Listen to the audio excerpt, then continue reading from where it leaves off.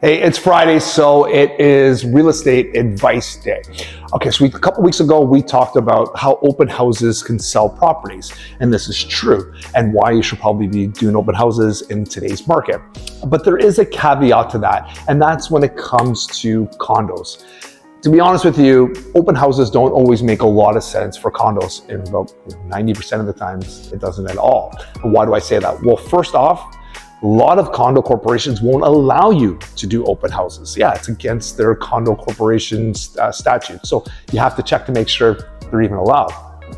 And then the second reason is most of the time there's not a lot of places for people to come in and park. They have to buzz in. It just gets really complicated. And a lot of people really choose not to go to open houses when it's in a condo. Most of the time when you do have an open house in a condo, it's probably from your neighbors. They're just kind of curious. They want to check it out.